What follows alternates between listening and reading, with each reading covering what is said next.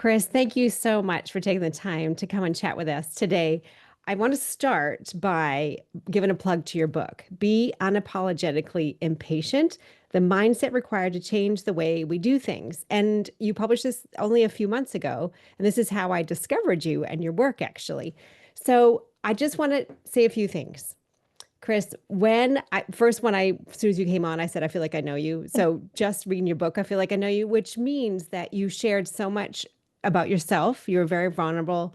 A lot of us can relate to what you went through, whether you have diverse children, whether you're working in the school system, whether you're a parent to multiple children, whether you've been through a couple marriages. There's a lot of different things, and you work at Yale, right, in the Hmm. faculty Hmm. of education. So there's a lot of pieces that people in our community can relate to. But your writing, Chris, is spectacular.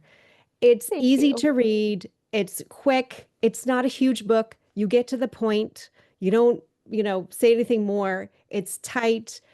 And the whole way through, I have to admit, I am a lover, not a fighter. I think that comes from my British Canadian roots. So when I was reading it, the thing that kept coming up for me, Chris, was, oh my gosh, I want to be in your presence to get your courage and your resilience, My right? goodness. So that Thank you. that inner. And so I wondered with your last name whether you were Italian. Sicilian Okay. descent. Right. And so I wondered if that was some fiery, the fire in your belly. So that's the kind of Love it. conversation I want to share with our community because so many of us as parents, educators, caregivers, right? It's the one thing we love so much, but in order to have a voice, it doesn't always come easy to Mhm. us. So to get Mhm. started, I love for you. You have so many stories to share, but could you talk to us about sort of like your favorite or your most impactful Oh, story?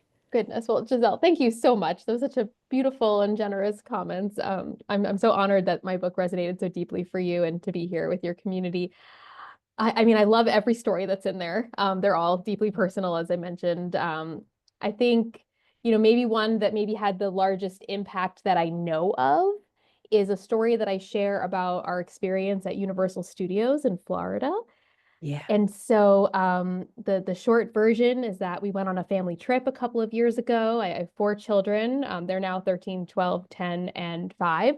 And we were on the trip. My oldest uses a wheelchair as part of his rare disease, as I talk about in the book. And over the course of our experience at Universal, despite there being like signs for accessibility, and we were under the impression that he could use his wheelchair on the ride, that we'd be able to transport, that they were not letting him on the rides. And basically they were saying at each kind of event that we went to, each one of the attractions, they'd say things like, is there does he have to wear that harness, or is there a seatbelt? They'd say something around that effect, and we'd answer yes, because it's a pediatric wheelchair. And long story short, they would say, well, then he's not allowed on the ride. But they weren't actually treating him as a person. They were really just talking about the chair. So you fast forward through that experience, and I kind of go into it in detail in the book. And I ended up meeting with the vice president of recreation at Universal and to express my kind of concerns. And I practiced what I preach here in being unapologetically impatient. And I introduced myself, my son,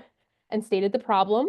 I did not apologize for our needs and rather acknowledge that, there was X amount of rides that were supposed to be accessible. We did not have that experience. Like, I want to understand what happened there so that we can change this for other people. And so in meeting with the VP, I explained, about pediatric wheelchairs and that they all have seatbelts and harnesses on them. And it really it shifted the whole conversation. And they said to me, no one's ever brought that to our attention before. So our protocol, by necessity, was inhibiting all pediatric wheelchair users from riding the rides by way of how the people at Universal were trained. And so, long story short, they actually asked me for pictures of the types of wheelchairs that my son uses, and they updated their protocol, they updated their training protocol. And I mean, unfortunately, my son's health hasn't been that we haven't been able to get back yet, but they're also like invited us to come back to experience the fully inclusive environment that they have now since created after we had that experience. So my understanding is that that is something that I did that has had pretty large scale impact, which I'm deeply honored for. Yeah. And thank you on behalf of all the families and children who are going to Disneyland, Disney World, who are going to a benefit from what you did. And that's the thing, Chris, that really hits me. I want to loop back to this idea. Like, tell me in that moment, in the moment, because so many of us have these ideas, including myself, right? And you Mhm. have these moments, you can feel it in your belly. You know it's Exactly. wrong. You get Hmm. this body effect, right? You know something's wrong. And it's not just the way things are, as you talk about in the book, Yes. but Yes. we're afraid. We're so afraid of being dismissed or criticized or judged or pushed to the side. But Hmm. how do we cultivate that courage in that moment? Yeah, so for me, it's all about the call in. It's all about the ways in which we use our words to invite in partners. Because all of us, as parents, as educators, as leaders, we need each other moving through these systems, right? We need each other to figure out how to solve the problems that are in front of us. We need each other to recognize that we all have unique vantage points that are expertise that allow us to see our worlds a little bit differently than each other. And that's a good thing. And so it's Mm, about inviting other people in and having the courage to acknowledge that I have something to say here. I have a perspective on this that maybe hasn't been brought to your attention yet. And so we have an opportunity together to solve this problem if I invite you into it. Now, part of the challenge with this, of course, is that for most of us, when we're getting really upset, and I talk about this in my book, I talk about all the mistakes that I make and have made along the way, that we can get really defensive or we can put somebody else on the defense because these are mm, typically things that are happening that are bringing about in us a great deal of rage, anger, frustration, discomfort, right? yeah. And so acknowledging and feeling that, knowing that about oneself and saying, you know what, I can invite somebody in to solve this with me and recognize that the person in front of me, they are not the injustice. Like that Mm, attendant at the amusement park line, like this is not their policy. They are just following the rules. They are the face of the injustice in this moment. So I could get hot about it. I could get really angry, but that's really not going to solve anything. That's not going to help me. And what we know from, and I draw from psychological science across the book, and we know that when you put somebody on the defense, they're no longer listening to learn, they're listening to mhm, win. And so you mhm, create an opponent, right, in the ways that you engage. And so in the book, I kind of walk through the different ways you can introduce yourself, state the facts in the situation. Certainly don't apologize for yourself, your family's needs, in hopes that it provides people with scripts to really call each other in so we can solve these problems that we're facing together. And mm. perhaps that makes it, I've heard from a number of readers, slightly less intimidating. It's less scary and it feels more approachable because I acknowledge in the book that everyone has the opportunity, and I would argue the obligation to say something, right? Because that's how it's going to move. That's how we're going to move it forward. Yeah, for a moment, I think about imagine, Chris, imagine our world, what it would be like if all of us took these skills, built these skills, right? That to unpack what you were just saying, you're talking about first giving yourself permission to feel, like your colleague there, Mark Brackett, in his Permission to Feel book, right? So giving ourselves permission to feel that rage, to feel that frustration, right? And to acknowledge it, to honor it, right? Mm-hmm. And then Mm-hmm. that next step is, we do here at Kids Yoga Stories is a mindfulness practice, right? So Mm-hmm. it's the taking a pause. So I was listening to a podcast this week, Jefferson Fisher. He's a Mm-hmm. trial lawyer on the Okay. Diary of the CEO, and he talks about the communication skills from his work in courts, and he talks exactly what you're talking about here. Is that when you have something to say, right? You're taking a pause, taking a deep breath, just like in Mm-hmm. mindfulness. You're Mm-hmm. getting curious, and exactly what you said is about how do we have it land in such a way that they can hear us, not to get Mm-hmm. on the defense. So I really Exactly. encourage everyone, if you've got something that you want to stand up for, speak up for in your schools, in your education, in even in your kids yoga classes, wherever, or even as parents, especially parents with neurodiverse children, it's sort of like Mm-hmm. even the word neurodiverse, they're just children at the end of the day, right? And we Right. have every right to stand up for all children, right? Mm-hmm. Read this book because it's Thank based you. in science, right? And it gives you that step by step. So could you speak to us about that? Because you talk really so perfectly about that step. And remember, there's no shame here. There's no blame. This is literally breaking habits, building skills. That's it, Yes. right? Right, exactly, exactly. And it really, it starts with knowing yourself, recognizing what's happening in your body. I refer to it as your early warning system. All right. It's the flutter in your stomach, the disgust, the disappointment, the anger, the sadness, confusion, and know what it feels like for Mm. you and recognize your discomfort with it. It's telling you something. It's telling you that you have a perspective here that's saying, hey, this isn't right. And I can share something and I can be helpful.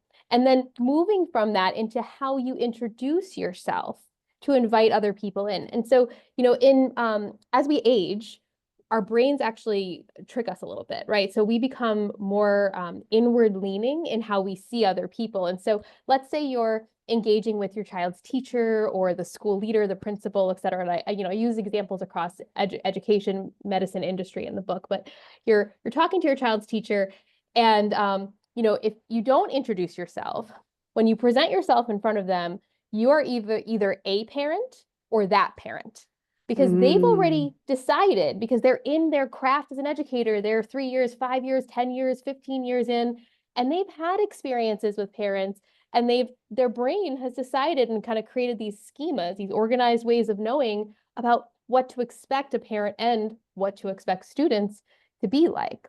And so our brains actually trick us into stopping to see people as they are, and rather we see them as we imagine them to be. And so we can Mhm. each practice emotional intelligence in what we say and how we say it to interrupt that and say, this is who I am. So, I provide lots of different scripts on like, hi, I'm Chris. This is my son, Miles. He has a rare disease. If I'm talking about or talking, in support of Miles in a conversation, introducing him in, I will often get down. And actually, I remember at Universal, the story I was telling you, when I went into the kind of to speak to somebody on property, I went and crouched down next to him in his chair and I kind of brought them all down to his eye level with me to acknowledge my son and not a chair, right? Because it's for many people who use wheelchairs, this is a kind of a part of a larger dehumanizing part of socialization that can occur. And then saying, we're not from around here, or, giving some context to the situation of who we are, who I am. I'm a mom, I have 4 kids, we live in the district. One of my children is neurodiverse. I'd really like your support. And like, here's what we saw. Here's what happened.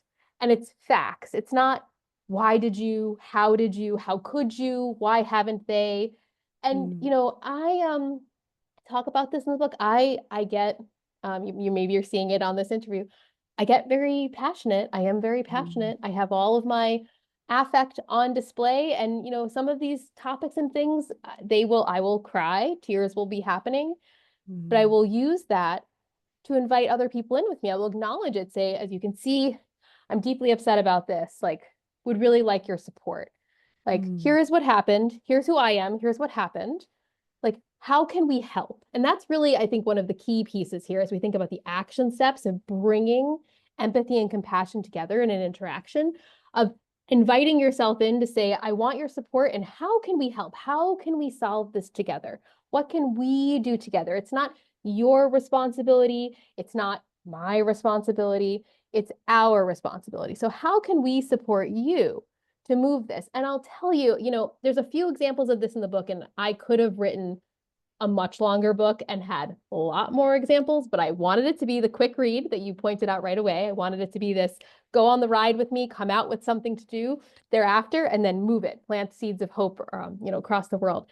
But I just lost my train of thought. And so, I completely just lost it. It'll come back to me. So Yeah, it we'll will. give it a minute.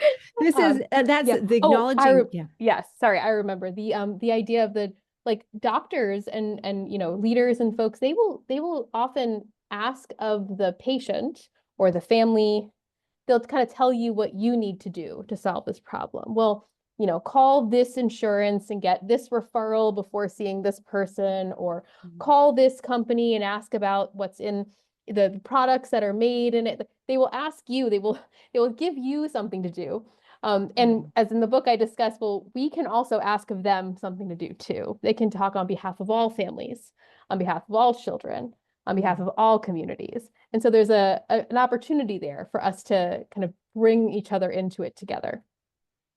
Yeah, I love that. I'm glad you Yeah. said that there could have been more stories in there because I think like I'm sort of imagining people like myself, right? That we have a lot of fears. Like you've been out of school for 20 years, say, and you don't want to lose your job, right? Or Hmm. you're afraid that if you screw it up with a teacher, then the teacher's going to take it out on the kid for the rest of their school Yes. career. There's lots of reasons where we could feel like sometimes it's better, or maybe that person maybe doesn't have the capacity, or you've been ruminating for so long that you don't even know how to Right. start it. But I love Right. that you said there are so many stories. And what my takeaway from that is you just have to keep trying. It's building Right. a skill. It's not, you're not going to win every time, right? Like you Yes. said, you made some mistakes, and it's Yes. just about practicing. Even if you have to write it down, even if you have to role model it, right? Right, right. Because, people don't know, you don't know what they don't know, and you don't know what they'll say until you ask, right? And Mm-hmm. sometimes you don't even know what question to ask. And really, and I talk about this in the book, it's asking, well, what questions could I be asking right now? Or should I be asking in this Mm, to help to grow it? But we can all be in it together by inviting each other in and using this emotionally intelligent dialogue in compassionate and empathetic ways. Because the reality is we're all having different experiences with barriers of different types of injustices in our everyday lives, like, medical, education, industry, navigating interpersonal challenges in families and communities at the workplace. mm, We can all step into it. And in the book, I talk about how discomfort for many folks. So the most likely way in which we will regulate around discomfort. So when we're feeling those signs of discomfort in ourselves is avoidance. So the science has been mhm. clear about this, right? That as we age, we are more and more avoidant. We're like, this is, we've decided it's too much work. It's not worth it. It's not worth my stress, not worth their stress. Nothing will happen. We dismiss it and we say, I'm out, right? So we'll stop going to things, stop engaging, stop. And you can think about this with like that family member that you don't want to see at those events and that holiday, or that coworker that you no longer want to be engaged with on projects. And right, we see it all across our lives. We avoid as a regulatory strategy to remove ourselves from it. And I challenge us to think in the book, well, perhaps that is partly why just the way we do things remains. Because if we Mhm. are avoidant, if we're feeling our discomfort and then we decide, oh, I'm out, I'm avoiding this, it's not changing anything, right? So it might be better for you for now. It might be better for you, forever across your life, but avoiding it is not going to change it for the next person, especially not the next person like you, right? And so we have an opportunity, and I say in the book, an obligation to lean in here and to invite others Mhm. in and to ask those questions and begin to move us forward. And it's certainly not going to happen all at once overnight. Some of these challenges are so big, right? They're just ubiquitous. You can't even see them. They're so Right. big in the system. But we can incrementally, through our interactions at the smallest of grain sizes, start moving ourselves forward with these skills. And that's what I've been deeply honored to hear from parents and educators and leaders around the world, of how the strategies are landing for them and they're practicing in all different types of settings. And so I know it's happening really, really in small ways everywhere. It seems like such a no-brainer. Now we're having this conversation, you think, well, Yes. why Yes. isn't this the normal way to be? Yes, Right? exactly. Right. It's the new pair of glasses. That's the point of the book. You read Yes. through it, and I've brought, bringing attention, and I have the gift and privilege of having a beautiful family, and my son in particular, Miles, who gave me that perspective, brought me to that new way of seeing things. And now you can't unsee it. Now it's everywhere. And now you're like, this is so doable. It's so possible. I can practice it. I can engage. And then imagine what can happen and what may change in your life, your families, your neighbors, communities thereafter. I'm most excited Yeah. for that. Yeah, you're giving us voice. And I think about, okay, what's the downside here, Chris? Like I think about I'll put two quick examples, right? Hmm. One, in an IEP meeting during COVID, there was like probably 10 people on the screen from all of the district. And it was fighting for my daughter to have an IEP. And Hmm. I remember a moment when the director of student services said, "Oh, well, it's hard for all kids now." And I had this mama bear moment, and you know this, Chris, that moment Yeah. where like from top to bottom, I could feel Mm-hmm. it coming through my body, and Mm-hmm. I just let loose. And I don't exactly remember what I said, and I was red and I was sweating, and Mm-hmm. but I Mm-hmm. spoke my truth, right? Right. And I'll always look back on that thinking, I'm so proud of myself for speaking up, right? Where another Mm-hmm. moment last year, my daughter had fainted in chorus, a concussion, Oh and I goodness. Oh called my this gosh. the superintendent and just to follow up, assistant Mm-hmm. superintendent. And I felt like what are you talking about? That parent? I Mm-hmm. felt like Mm-hmm. she put me into that parent, like make sure you squash her, dismiss her, because she's probably Uh-huh. going to be high maintenance. Mm-hmm. Whereas I was coming in like, how can I help you? How can I support that to not happen again to another child? Yes. How can I I help love you it. fix the air Mm-hmm. conditioning, or can we provide the water to children? But I felt, and I've been regretful. So the downside is I didn't speak up in that moment, and I'm Mm-hmm. still mad at myself. So I think that that's the thing, Chris. When we think about when we look at our fear, what's worse, the fear of us speaking up or the resentment that you Mm-hmm. didn't, the regret, the deep Right. regret that you didn't say something, you Right, know? right. Yes. And because the things we do and the words we use and the way in which we behave, they become the world we live in, right? And so if we Mhm. don't say something and we opt out and maybe we're, you know, um, continuously revisiting it, I wish I could have said, I should have said, Yeah. well then start saying it. Then write that follow-up email, make that phone call, bump into them at drop off in the morning, right? Like make yourself available to take that opportunity because you recognize that you were there. You're in that interaction, right? Because they won't know if you don't ask, and you won't know what they'll say, right? So maybe they don't know what they don't know yet. So we have an opportunity here to engage. I mean, like I said, I could have written a book I actually did when I was writing it. It was twice as long, and I wanted it to be at this quick read for folks. And so I pared back the stories to like, what are the key stories to help move us through across the elements? But my goodness, each and every one of us in our everyday, right? You think about your experiences of when your Mhm. child shares with you something that's happened at school and you have an experience at work, or you've got to make an appointment and you're on a wait list, and you're also, being asked for referrals, and or something's happening with, finances. I mean, it's everywhere. So we have Yeah. an opportunity to invite others in to problem solve together. I like what you said there too, because once you start practicing, it becomes then second nature, right? And Mm-hmm. so it doesn't happen in isolation. So now you've created yourself as a person. You have this energetic field around you that people are expecting you to speak up. And Mm-hmm. you're not doing it on your own. Imagine now you have a community of people. You've got, Exactly. not just your family, and then you have your friends and you have your colleagues. And so this becomes, how do you say, like this ball of connection and Mm-hmm. community, Mm-hmm. do you A know? network. A A network. Yeah, you've got network a of network speaker uppers. have yes, and of sustainability and strength and awareness, right? Because when we realize that we're not the only one that's having that moment of shouldn't why is it like that? It shouldn't really be like this, or Mm, this could be different, or I see this as a barrier for my family, or that's a barrier for my neighbor's family.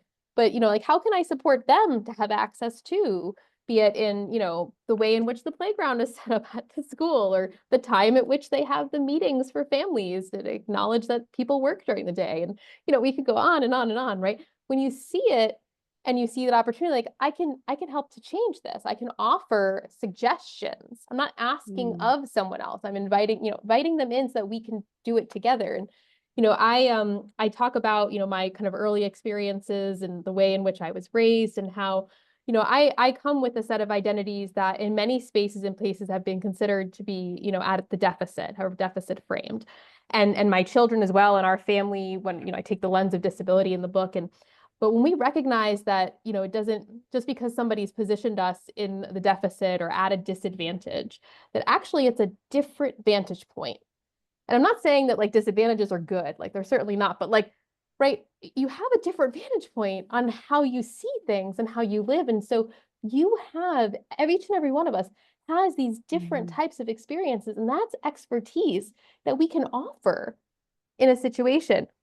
I mean, Giselle, you read the book. Like I use a few stories about the wheelchair.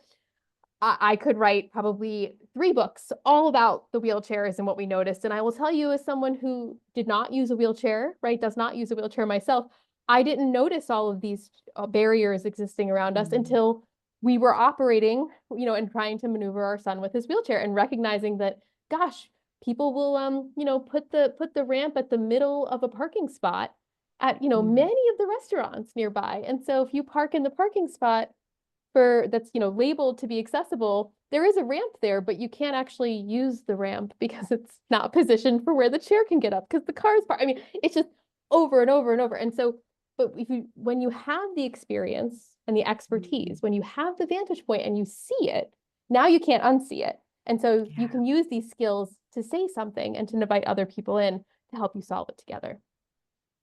I love that because I think about one of the gifts I've had in my life is I've lived in many countries, and so every time I come to a new country, I Mm-hmm. when I hear it's just the way it's always been, I think, Mm-hmm. oh, well, Mm-hmm. that's different how I just came from that country that and then bringing that to where I am now, that why not bring a beautiful tapestry of the ways in which things could be better in from other places. It could be Mm-hmm. something really simple. So I appreciate that vantage point and everyone listening thinking about just a moment of, yeah, what can I bring to this situation Mm-hmm. that people wouldn't know about. As you say, like how surprising when you were at Universal, it wasn't intentional. That we have to No. assume, right, that the people generally are good-hearted and Yes. good-natured. Yes. I mean, Right. most of us are not trying to create systems and structures that are intentionally excluding and inhibiting most people, right? We can't say Right. that for all, but most are not. So, I take this frame in the book of we can like start with the premise that this wasn't structured to be intentionally exclusive and damaging or deficit framing, that it kind of evolved there over time or, evolved, it started there. And so we can say something, we can introduce our expertise in to help us to begin to see that there's a different way of understanding. I mean, I myself, as a university professor, I'm a first generation high school graduate. I have a very unique vantage point of what gets referred to in the literature as this like hidden curriculum of the academy. And still, as somebody who has managed to get behind the closed doors, I'm just holding it open. So I'm like, I Mm. ask all the questions all the time. And I see in my students and in my colleagues and research partners and the educators I have the privilege of working with, like, I get it. I see the disconnect between the way we do Mm. things and the way it is in the ways in which that I was raised. And so it's an asset for those around me, for me to ask the question and to invite the system to evolve to meet the needs of all of us. Right. And so it's everywhere. I need to walk away with my inner Chris. I'm gonna think of you and like to So channel sweet. Thank you. that courage. But it's I think once you start to notice it, you see it everywhere. Like I came to mind just now. I saw something on LinkedIn a couple of days ago that was something about someone sharing about if you have emojis in your message for screen readers, for those who Hmm. don't see, they're going to hear like that emoji, rocket or whatever. And I thought, Hmm. oh, yeah, gosh, I hadn't Hmm. thought of that. So Hmm. don't use too many, basically, Right. right? And just Right. like those little moments. And so, that has planted a seed for me, like, oh, I hadn't thought of that. But I imagine there are some stories where you spoke up and the person said, no, thank you, right? And Yes. you Yes. don't always win, right? And No, you it's at least you incremental. spoke up, Hmm. right? And you maybe got a no thank you. But did that stop there or do you keep going and find a You different way? you keep going, and I mean, I think that that's really resonates with the storytelling that I do around. So I have 4 children. My oldest daughter, kind of her experience in the school system and kind of her journey to a diagnosis and getting support set up in school. I was repeatedly kind of dismissed within the school system when I started to raise attention of kind of what she was experiencing. I was thinking was not, quote unquote, just COVID or just how every kid is having. They were kind of Mm, immediately dismissing it, and then yeah. I was being dismissed upon my first speaking up because they said I know too much because of what I do for a living. Yes. And that is it's been striking, and I talk about this in the book. I have been getting that kind of feedback since my oldest was a baby, in me bringing it to attention that I think something's going on, with his development. I'm concerned he's so quiet, and his pediatrician being like, you've got nothing to worry about. Like first time mom, you're like it's because of what you do. Mm. You're overreacting. And then of course, my son ended up, having a rare disease and having there was many other things that happened thereafter. And so yes, with Eleanor, I was dismissed and raised the questions and told to wait, but I was no longer waiting. So, for me, it's like when you get the point I've invited the inquiry.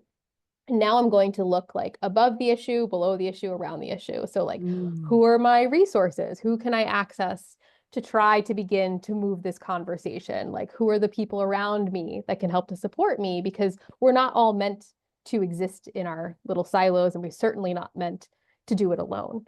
And so, Mm. who are the other kind of professionals in the school? Who are the doctors, my child's doctor? Who can I reach out to who's had her dance teacher, except like who's seen and Mm. observed? Like, how can I leverage my network to keep it moving despite being told at first, well, you need to wait. And the reality is with the school systems, as I think, it sounds like you've had this experience as well with your children, that they're designed to wait for students to fail in order to Yes. kind of intervene, like the way in which it's been 100%. structured. And it's just it presents a series of challenges, as I write about, of thinking about when we're trying to support students to succeed. Like I'm not quite sure how we got there, at least in the United States, how we got there in our school system of that being the way we do things. But we can all recognize we have an opportunity to evolve this system to a new way of doing things, where we meet students as they are and support their growth rather than waiting for them to fail to intervene. Right. Right. And Yeah. I think about the first thing comes to mind is a curriculum. Like Mm-hmm. that's one of the biggest things I've noticed. I taught internationally at American schools for many Mm-hmm. years, and I see the difference between then and now. The curriculum is just so jam-packed. I mean, you know Mm-hmm. this, the work that you're doing. It is Yes. crazy what we expect teachers to Right. do, plus look after. Anyway, that's another story for Mm-hmm. the time, but my heart is so heavy about that. So Yes. to leave us with, right, what's Mm-hmm. your final like piece of encouragement or like give us a pep talk? How do we make this? How do we put this in action? So, I mean, let's see. We got to ask why and how can we make this better for everyone right now?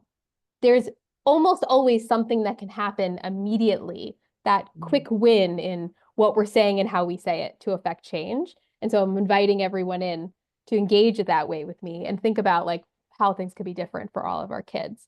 Because we know that the words you say and the things you do become the world that we live in. And we all have the ability and opportunity to affect change. One of my so I write in the book a little bit that I'm a pretty big punk rock fan. And one of my favorite bands, so I wasn't allowed to name drop bands and like lyrics in the book, but one of my favorite bands has a song. So Taking Back Sunday is the band. They have a song and it says something like, you live your life like you're not in control, like you're playing a role, and then you wonder why it always stays the same. And I would invite each and every one of us to see our role as having an opportunity to ask questions to affect change in our lives, for our children, for our loved ones, our families, our communities, and for the future generation who comes after. Yes. And I think about too that I'm thinking always from the reader's point of view, like I've just gone through a massive perimenopause, like most people listening, right? Like it just the brain fog and you Mm-hmm, want to turn mm-hmm, mm-hmm. inward. But I think it's about giving yourself grace too. If there's Yes. there's time or you have a lot on your plate, I get that there's a lot of stuff going on for us women Yes. especially. And Yes. so I think giving yourself grace and sort of building yourself up to have that voice. So you may Mm-hmm. not have the capacity all the time, but hey, when you have those moments, be Right. ready, And right? you can be listening, right? Listening is a key feature here of kind of Yeah, listening to hear it and to hear the opportunities for where you can yeah, intervene to invite change, and who are the people around you and the systems that you're operating in that you can invite in to problem solve together. Um, excellent. I yeah. love it. So Hmm. for those of you listening, please, email us or reach out to Chris. Please share stories because we're in this together. Our collective voice is more powerful than just yours, so you're not alone. And so finally, how do we reach out to you? How do we find you? How do we engage with your work? And where do Oh, we buy thank your you. book? Thank you. Yes. So it's available on Amazon, all major booksellers, Barnes and Noble, and so forth. You can find me at drchriscip.com. I'm also at Dr. Chris Sip across social media platforms, use some more than others, but I welcome you to engage with me in any of those spaces or shoot me an email. And I've been loving the personal messages that are coming in from folks who read the book and all the different ways they're seeing it apply to the different aspects of their lives in topic areas that were not even covered in the book, that everyone's seeing themselves in it. And to me, that's just such like the ultimate accolade. So I would love to hear what resonates for you. Thank you so much. Thank you so much for for giving us that courage and hope Thank you. and the voice and the agency to make change. Because I really, really believe that women like us, with all that we have on our plates, are still the most powerful together because we've got this collective wisdom. And I so appreciate you. Thank you, Chris. Absolutely. Thank you. Thank you so much, Giselle. Such a wonderful conversation. Thank you. Thank you.